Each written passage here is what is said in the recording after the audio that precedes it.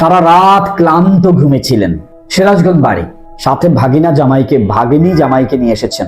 আমি দেখলাম উনি একটু ক্লান্ত হয়ে চোখটা বন্ধ করলেন। বললাম অফিসে একটু রেস্ট করেন। উনি বললেন যে না, কথা শেষ করেন। কেন আসে হাবিব ট্রাভেলসে? মানে কেন?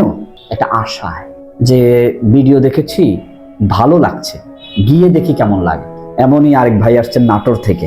এনারা দুজন আলাদা, উনি আলাদা। মনে হলো বেশ কিছু টাইম বসা আছে, তাই ওনাকে ডেকে আনলাম। ভাবেন ভাই এত দূর থেকে আসে যখন, সেহরি খাওয়ার আগে প্রস্তুতি নেয়, বাবা মার সাথে কথা বলে, রাত 12টা থেকে শুরু হয়, দুপুরবেলায় এসে এখানে পৌঁছায়। হাবিব ট্রাভেলস 100% ভিতর থেকে বলছি ভাই, অগ্রিম টাকা দিতে হবে না। আগে ভিসা দেখেন, চেক করেন, চোখ দিয়ে আত্মীয় স্বজনকে পাঠান, বিশ্বাস হলে পরে টাকা দেন। এর থেকে গ্যারান্টি যুক্ত আর কি হতে পারে? আলহামদুলিল্লাহ, আগে ভিসা পরে টাকা, নিশ্চিন্তে আসতে পারেন। ভাইজান আমাদেরকে কিভাবে পেয়েছেন? আমি ওই মোবাইলের ভিতর দেখেই মানে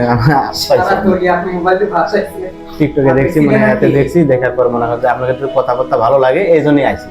উনি আসছে দেখা, আমাদের কোনো ভিডিও বুস্ট করা হয় না, আর সবগুলো আলেম দ্বারাই কাজ করা হয়, এই জন্যই এই বিশেষই আসা। আলহামদুলিল্লাহ আমাদের এখানে সবাই আসলো, সবাই আলেম দ্বারা হয় আমাদের এখানে। আলহামদুলিল্লাহ, ধোঁকাবাজির কিছু নেই। আমরা চেষ্টা করি আমাদের ভাইরা এখানে এসে যেন প্রতারিত না হয়। আমার ছেলে হাফেজ, আলহামদুলিল্লাহ, মাশাআল্লাহ, কি একটা ভাগ্য যে এই ঘরে একজন হাফেজ থাকে, সেই ঘরে জান্নাত। ভিডিও বড় হয়ে যাচ্ছে, বিদায় নিচ্ছি। আসসালামু আলাইকুম।